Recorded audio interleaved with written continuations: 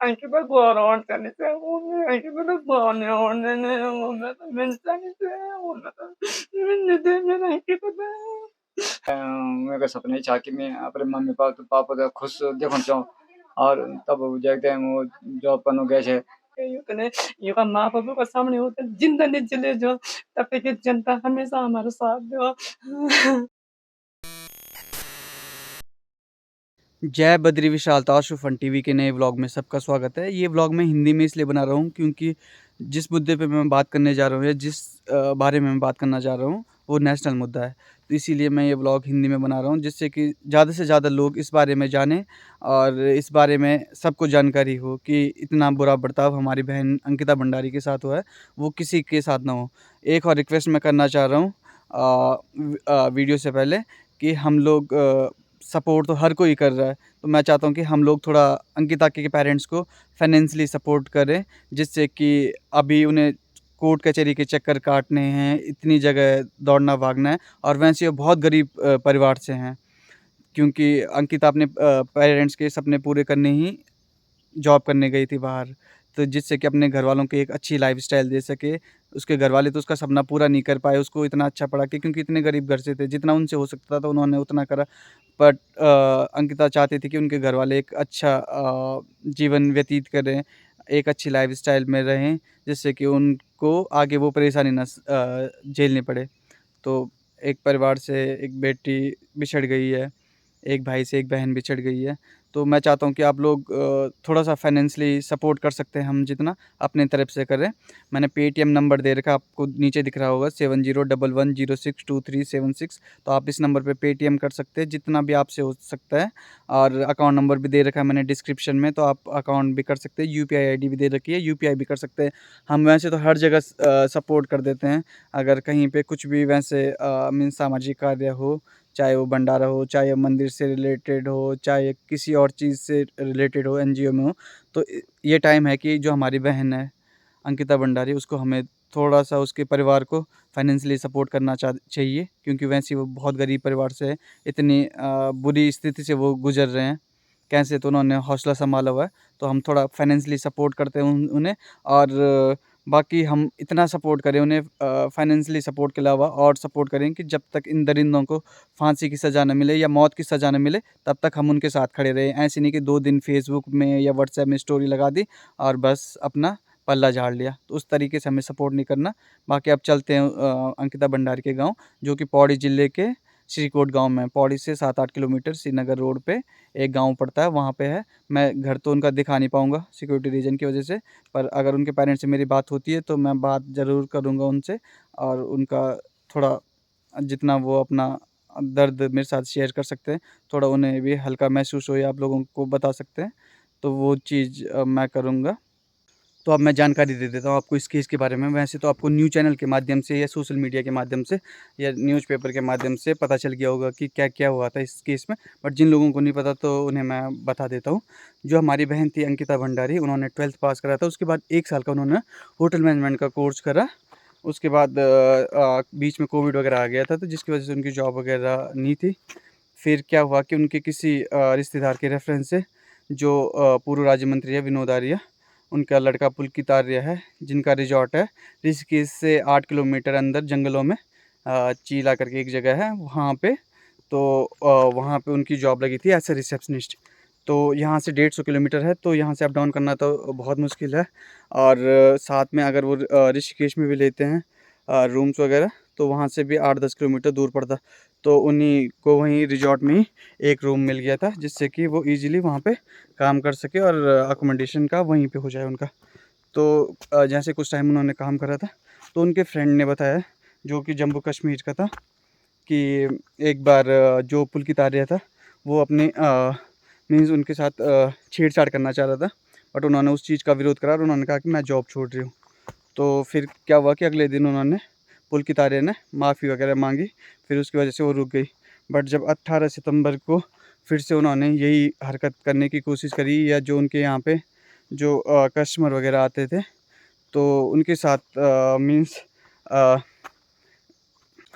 तो थोड़ा मेरे लिए मीन्स टफ़ हो रहा है बताना, क्योंकि मैं न्यूज़ चैनल से नहीं हूँ ना। कि जो इन चीज़ों को ईज़िली एक्सप्रेस कर पाए या इन चीज़ों के बारे में ईज़िली बात कर पाए। तो आप लोगों को पता ही होगा कि मीन्स जो पुलकित आर्य था, तो उन्हें मतलब प्रलोभन दे रहा था इनडायरेक्टली भी पैसे दे के कि जो हमारे यहाँ पे कस्टमर वगैरह आते हैं उनके साथ मीन्स गलत काम करने के लिए। तो उन्होंने पूरा विरोध करा उस चीज़ का, और जो कि विरोध करना बिल्कुल जायज़ है। उन्होंने कहा कि मैं जॉब छोड़ दूँगी, और पुलकित आर्य को डर लगा कि कहीं इन्होंने ये चीज़ें बाहर ना बता दी। बाकी जो स्टाफ वहाँ पे भी काम करता था, तो मैंने उनकी स्टेटमेंट देखे, तो वो कह रहे थे कि वहाँ पे बहुत बदसलूकी की जाती थी, जो भी फीमेल काम करते थे या उनसे गाली गलौज करके बात की जाती थी, या वहाँ पे ऐसे कि पहले से ही चलता आ रहा था। तो उन्होंने उस चीज़ का विरोध करा होगा, उन्होंने जॉब छोड़ने की कोशिश करी होगी, और उसी में आके पुलकित आर्य ने और वहाँ का जो मैनेजर था और एक स्टाफ था, उन्होंने उसकी हत्या कर दी। तो हत्या करने के बाद क्या करा पुलकित आर्य ने कि उनकी डेड बॉडी तो क्या कहते हैं, जो आगे मीन्स जो गंगा जी की नदी है चीला में ही, आप रोड की साइड में देखोगे तो वहाँ पे डाल दी। और अगले दिन ही, ये बात थी 18 सितंबर की, और अगले दिन ही 19 सितंबर को जाके कंप्लेंट लिखा दी। कंप्लेंट लिखा दी कि जो वो रात को गुस्से में कहीं गायब हो गई है, और उसकी गुमशुदगी की रिपोर्ट लिखा दी, और यहाँ पे उनके पेरेंट्स को कॉल कर दिया। तो उसके बाद क्या हुआ कि जब अंकिता के पेरेंट्स पहुँचे वहाँ पे, तो उन्होंने उस पे ट्रस्ट करा पुलकित आर्य पे कि क्या पता ये सही कह रहा होगा, तो वो भी वहीं थाने में गए। बट उस टाइम पे जो उनका अंकिता भंडारी का फ्रेंड था जो जम्मू से था, तो उनको भी पता चल गया कि मीन्स वो गुमशुदा है बहुत टाइम से। तो उन्होंने सीधे अंकिता के पेरेंट्स को कॉल किया, क्योंकि अंकिता के करीबी दोस्त थे वो। तो उन्होंने बताया कि पुलकित आर्य पहले से ही ऐसी हरकतें करना चाह रहा था, या पहले से उन्हें डरा धमका रहा था, जिसका वो विरोध कर रही थी, और स्क्रीनशॉट भी भेजे। तो जब अंकिता भंडारी के पेरेंट्स ने कंप्लेंट लिखाना चाहा पुलिस स्टेशन में, तो पुलिस स्टेशन की इतनी मजाल कि पूर्व राज्य मंत्री के बेटे को, और जिनका वहाँ पे दबदबा है, उसके खिलाफ रिपोर्ट लिख दे। तो उन्होंने नहीं लिखी, बाहर 4 घंटे तक बाहर खड़ा करके रखा। और फिर जब शाम हुई तो विनोद आर्य आए, जो कि पुलकित के पिताजी हैं। तो उनको बिल्कुल अंदर ले जाके उनके लिए चाय ला रहे हैं, ठंडा ला रहे हैं बिल्कुल, और जिनकी बेटी गायब हो रही है उनको कोई नहीं पूछता। तो तब वहाँ के जो लोकल लोग थे वो आ गए थे, या जो न्यूज़ रिपोर्टर थे वो आ गए थे। तो उनकी वजह से किसी ने बोला कि डीएम में जाके आप कंप्लेंट करो। फिर डीएम में जाके उन्होंने कंप्लेंट करा। फिर सोशल मीडिया पे भी मुद्दा उछल चुका था, और न्यूज़ चैनल पे भी आ गया था। तो इसके प्रेशर में आके उन्होंने क्या कहते हैं, पुलकित आर्य और उसके साथियों को गिरफ़्तार करा। जब गिरफ़्तार करा, जब रिमांड में लिया, तो तब पुलकित आर्य ने बताया कि उनसे बहस हो गई थी, अंकिता भंडारी से बहस हो गई थी, और इसी वजह से फिर हम उसका मूड ठीक करने के लिए ऋषिकेश ले जा रहे थे उन्हें घुमाने के लिए। पर फिर बीच में बैठ के जो स्टाफ मेंबर है, तो इन्होंने दारू वगैरह पी वहाँ पे रोड के साइड में, नदी के साइड में, और फिर से बहस हुई, और पुलकित आर्य ने गुस्से में धक्का मार दिया और वो नदी में गिर गई, और उसके बाद वो घर आ गए। तो ये तो उन्होंने आधी सच्चाई बताई, आधी सच्चाई कि ये झूठ बोला कि गुस्से में मार दिया, मतलब जानबूझ क्या बोलते हैं, नासमझी में मार दिया। पर जब और रिमांड हुई, तब पता चला कि मीन्स ये बात है जो मैं आपको बता चुका हूँ कि ज़बरदस्ती करवाना चाह रहे थे। उन्होंने विरोध करा, तो जिससे कि इनका काला चिट्ठा ना आ जाए बाहर, तो उसकी वजह से उनको मारा और उसके बाद नदी में फेंक दिया। तब 1-2 दिन बाद उनकी लाश मिली 24 को।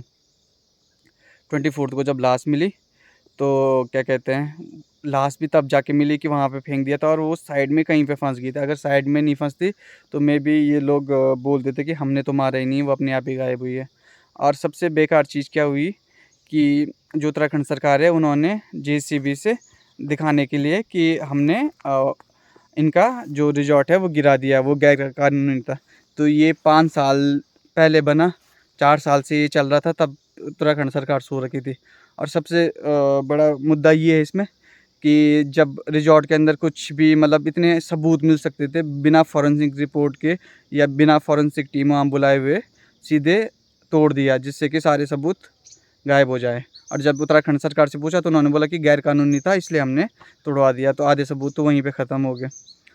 तो इससे बुरा क्या हो सकता है बताओ। फिर अभी उनकी पोस्टमार्टम रिपोर्ट आई है, तो रिपोर्ट में तो अभी कुछ इतना आया नहीं है।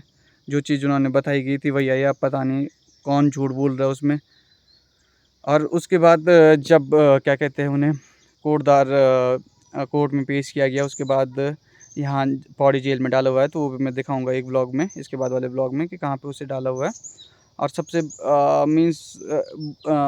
गलत बात यह है कि उत्तराखंड सरकार ने जानबूझ के, तो क्या बोलते हैं, दिखाने के लिए तो गिरा दिया कि बुलडोज़र चढ़वा दिया, पर जो उसके अंदर जो सबूत मिल सकते थे कब से ये धंधा चल रहा है, क्या चीज़ चल रही है, वो चीज़ें गायब हो गई।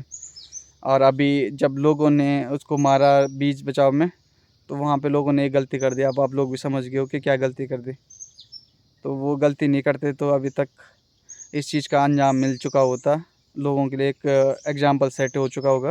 क्योंकि अगर भारतीय न्याय प्रणाली में आप जाएं, तो आप देख सकते हो कि निर्भया केस में जब सब सबूत मिल गए थे, सब कुछ हो गया था, उसके बाद भी कितने, एक तो उसमें से बरी हो गया था, और बाकी जो थे उन्हें इतने साल बाद सज़ा मिली थी। तो अभी है में जो हमारे बैंड अंकिता भंडारी जी उनकार में, तो उनका परिवार वालों से मिल गयो। अब वो तो इतना दुख मचन की, अब क्या बोले जा मैं बीते चौथे के पता चल दो। और अभी मैं उनसे मिला दिन आपते ही, है ना। उन भी बहुत उम्मीद छिन जनता द्वारा, जहाँ वजह से वो अभी मतलब थोड़ा पर होश संभलियों च, नहीं क्या दगड़ भी होंगे, चाहे हम घर वालों दगड़ होंगे या क्या और दगड़ होंगे, तो कोई बिल्कुल अपर होश ही नहीं संभाल सको। तो ये तो हिम्मत अभी भी छाँचे आप लोगों की वजह से, और वो भी आप लोगों को और सपोर्ट चाहिए होना चाहिए, जहाँ से कि जो ये दरिंदा चाहे उन्हें फांसी की सजा मिले, है ना, बिल्कुल फांसी में लटक जाए, या ये ऐसी सजा मिले कि बिल्कुल मतलब कोई भी कभी भी अपराध करने बारे में सोच भी नहीं सके, सोचे तो वो काम जाए बिल्कुल। तब मैं अभी मिला दिन आप थे जो अंकिता भंडारी जी छा उन पेरेंट्स से, तीन हाथ तरफ छिन उन पेरेंट्स से, तो आप लोगों थे मतलब अभी लोगों को सपोर्ट मिलना चाहिए। आप लोग मतलब कितना क्या चाहना चाह कि कन सजा मिलूं थे। हाँ, मैं चाहना चाहूँगी था जो ये तो फांसी की सजा तुरंत मिल जानी चाहिए। और अगर सरकार फांसी की सजा नहीं देंगे तो होता है हमारे सामने हमारा हवाला कर दिया। हवाला कर दिया, और हम होता है उन्हीं उनके परिवार का सामना नहीं तो हम जिंदा चले जाएं। सही बात। वो अंकिता के इतना सपने च आप परिवार थे, लेकिन इतना गरीब परिवार च वो चाहनी चाहिए कि आप नौकरी करी, है ना, और अपने परिवार थे एक अच्छी स्थिति दिया। मैं नौने के दिन सपना चाह कि रे हमारी परिस्थिति जन है कि मेरे माँ पिता जी हम क्या क्या ढंग से हम पाली पोसी पढ़ाई पढ़ाई करी करे, तो मैं मेरे सपने चाह कि मैं अपने मम्मी पापा तो खुश देखना चाहूँ। और तब देखते हैं वो जॉब करने गए थे कि मैं बड़े मामा पापा थे खुश रखो, और उनकी मतलब भविष्य में उनकी मतलब मैं जो मदद करूँ। लेकिन दरिंद्र जो कि एक सपना पूरा नहीं होने। बताओ अब ये मैं कल बॉल आज आप दगड़ हुई च बॉल क्या हो दगड़ बोलो, अगर उनसे सजा नहीं मिले तो फिर तो हर क्या कीमत बढ़े मैं अपना पूरा भारत में जो मेरा जनता जी मेरी जनता जी मेरे मैं पूरा सहयोग करनी चाहिए। मैं धने इन तरीके से आप सहयोग बनाए रखा ताकि जो मेरी अंकिता भंडारी जो मेरी आज दुनिया बना नीचे कई आप लोगों ने ना हो, आप लोग में धने पूरा सहयोग दिन रहा जब तक उनका फांसी की सजा नहीं हो। तो वही बात ना जय मैं दुख हो वही समझ सको तो दीदी जाननी वेल दुख कैसा जैना पर बेटी खोई, एक भाई ना पर बहन खोई, तो दीदी बतानी चाह कि भाई थे मतलब रक्षाबंधन से एक दिन मैंने पहले गिफ्ट दे दिन पर बहन थे। अच्छा बेरक जो जो दिन रक्षाबंधन है तो जब हम वही दिन एक मतलब गिफ्ट बताना चाहेंगे यहाँ से पहले हम तक गिफ्ट बताना चाहेंगे। तो दीदी मैं बोलनी चाह कि सपोर्ट करो सब लोग कि जब तक फांसी सजा नहीं मिले तब तक मतलब हम लोग उनसे पैसे नहीं हटना चाहिए कि एक दो दिन अपन सपोर्ट नहीं करो, जब तक वे कठोर से कठोर सजा नहीं मिले तब तक हम सब लोगों से लड़ना चाहिए कि हमारी बहन चे हमारी बेटी चे पहाड़ की बेटी चे आज दगड़ बाल क्या और दगड़ वे सको तो हम थे ये चीज यक में खत्म कर देनी चाहिए इन दरिंदों ते बिल्कुल फांसी मिल जाए या मौत तक सजा मिली इन सजा मिली कि हर क्या रूह कांप जाए। दीदी क्या हिसाब से अपन विंग पढ़ाई वगैरह कराई, क्या हिसाब से विंग सपना छाई। हमने की पढ़ाई बहुत गरीबी में करी लेकिन मैं इतना कुछ नहीं था फिर भी हम होता मतलब जो कुछ हमसे पढ़ सके हमारे किताबी मतलब अपने पैरों पर खड़े रहो जो जिंदगी में झेली मैं बोला मेरी बेटी ने झेली हुई जिंदगी थे वे कभी हमारे प्रति बहुत सपना था हमारा बेबी का प्रति बहुत सपना था जो हम पूरा नहीं कर सके नहीं पूरा कर सके अंकित गौर और करने से अंकित गौर मैं तो मिलता नहीं से मैं तो मिलने दे मेरा अंकित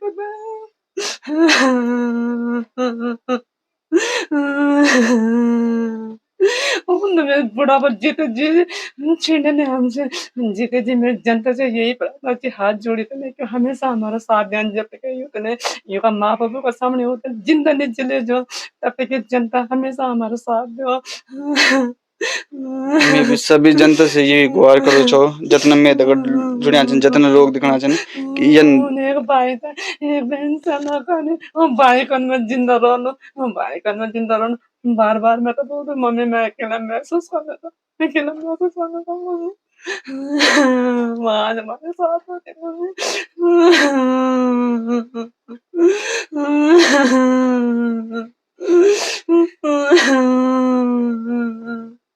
जो कि जो पुलकित आर्य होटल मालिक वेका पे थे विवेक कुमार था जो आप लोग तुरंत अरेस्ट कर लेना हाँ लेकिन सही सरकार बात ने है। जो अभी तक अरेस्ट नहीं करी जो हाँ विनोद कुमार जी से उन्हें विनोद सब कुमार पता च हाँ पूरा कि कन कन धंधा चना हाँ, चाहूँ जो क्या सबके क्या। सरकार का सब पता है हाँ कि सरकार ने पहले भी एक कृषि विभाग राज्य मंत्री को दर्जा मिली छो मिलियन चाहे थे हाँ तो उन बस ये जो कि कई लोगों से मंत्रियों से मिली छो और मंत्री जो लोग ये थे बचाने की कोशिश करना चाहन तो केंद्र तक अभी गया ही हो कि मेरा लड़का निर्दोष है जबकि एक क्रिमिनल परिवार का छनी ये लोग सही बात है। मतलब जो कि तुरंत एक फांसी होने फांसी मिलनी चाहिए इनको ना मौत से अगर कम सजा कुछ मिले नहीं मौत चाहिए। की मिलनी चाहिए क्यों है और तुम फर्स्ट के तुम तहत मलालिम तहत जो फांसी मिलनी चाहिए तुरंत हाँ फास्ट ना रेट हाँ कोर्ट आता है ऐसे हाँ जितना जल्दी से जल्दी मिले लो।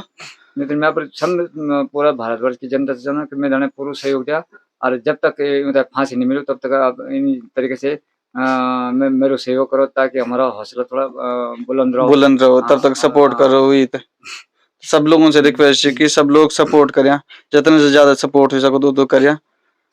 बाकी हमसे भी जब तक सपोर्ट हो सको तो हम कर ला जब तक मौत का सजा मौत नहीं मिली तब तक हम मतलब यहाँ खिलाफ लड़ने से है ना। बाकी हम लोग जितना इनसे फाइनेंशियली सपोर्ट कर सकते जाओ कि लेकि इतना गरीब परिवार से अगर हम फाइनेंशियली सपोर्ट नहीं कर ला तो यूं इतना जगह दौड़ भागी करना 36 चीजें से ना वो तो पहले इतना झेलना चाहिए ना। अगर हम फाइनेंशियली सपोर्ट नहीं कर ला तो उन बिका कन खड़ो रहन वन तो हम सपोर्ट करना ही चाहो थोड़ा फाइनेंशियली सपोर्ट कर देला तो थोड़ा वो में भी हौसला डाल 36 जगह जान हर चीज पैदल पड़ना इतना जगह चक्कर लगाने ना तो ये जानो छो मैं जो भी मेरी जनता दिखनी चाहिए तो हम लोग थोड़ा आप तरफ बटे हम लोग जितना सहयोग कर सकते जा वो तो सहयोग हम तक करना चाहिए जहाँ से कि लोग थोड़ा फाइनेंशियली भी कुछ मदद हो जाओ। कि आप मिल गए होंगे अंकिता के पेरेंट्स से अब जिस पे गुजरती है उसी को पता चलता है कि वो किस दौर से गुजर रहा है। इतना बुरा भगवान चाहे किसी के साथ ना हो ना जो करने की सोच रहा है उसमें भी इतनी हिम्मत ना हो। तो बस मैं एक रिक्वेस्ट चाहता हूँ आप लोगों से कि जब तक इसको फांसी की सज़ा ना मिले जिसने ये काम करा है जो वो तीनों अपराधी थे तब तक हमें लड़ना चाहिए। बाकी हमें थोड़ा फाइनेंशियली सपोर्ट करने की ज़रूरत है उनके पेरेंट्स को ताकि उन्हें लगे कि हाँ हम उनके साथ हैं। फाइनेंशियली सपोर्ट के साथ साथ जैसे हम सपोर्ट कर रहे हैं वो भी करना ज़रूरी है। तो मैंने आपको अपना पेटीएम नंबर ऑलरेडी बताया हुआ है 7011062376 तो उस नंबर पे आप पेटीएम कर सकते हो मुझे। साथ में मैंने डिस्क्रिप्शन बॉक्स में अपने बैंक अकाउंट डिटेल्स दे रखी है तो आप उसमें अपना जो भी आप सहयोग करना चाहते हो कर सकते हो। मैं पूरी ट्रांसपेरेंसी दूंगा कि किसी चाहे कोई 10 रुपये भेजे चाहे 50 रुपये भेजे चाहे 100 रुपये भेजे चाहे 1000 10,000 जितना भी भेजे सबका अगर किसी को चाहिए कि मतलब कि उन्होंने भेजा है तो उनका नाम मेंशन हो या किसी को नाम नहीं चाहिए अपने गांव के नाम से भेजना है या किसी को अपने किसी और के नाम से भेजना है तो वो नाम मेंशन कर दूं ताकि आप लोगों को भी पता चले कि मैंने ये पैसा उनको दिया है जिससे कि आपके बीच में भी ट्रांसपेरेंसी रहे और आपको मेरे ऊपर भी ट्रस्ट रहे। तो मैं चाहता हूँ कि आप लोग ज़्यादा से ज़्यादा सपोर्ट करें। जब तक उनको फांसी की सज़ा नहीं मिलती ना, तब तक पीछे नहीं हटना। अगर हम हट गए तो फिर ऐसी कई अंकिताओं के साथ होता रहेगा और हम लोग फिर 2 दिन धरना प्रदर्शन करेंगे, 2 दिन फेसबुक व्हाट्सएप में स्टोरी लगाएंगे और हो जाएगा फिर। बस इतना ही हम लोग कर पाएंगे। तो बस यही दरख्वास्त है मेरी कि या तो तरी जाओ या तो मरी जाओ, पर कुछ ना कुछ तो करी जाओ। तो लड़ना तब तक है जब तक हम उनको फांसी की सज़ा या मौत की सज़ा ना दिला पाए। तो ये इस ब्लॉग को करते हैं ख़त्म। ज़्यादा से ज़्यादा शेयर करें आप ये ब्लॉग, ताकि बाकी लोगों को पता चले कि उनके घर की क्या कंडीशन है और किस हिसाब से हमें उन्हें सपोर्ट करना है। तो फिर मैं अगले ब्लॉग में दिखाऊंगा कि कहाँ वो दरिंदे रखे हुए हैं। तो फिर मिलते हैं अगले ब्लॉग में। तब तक जय हिंद, जय उत्तराखंड, जय देवभूमि।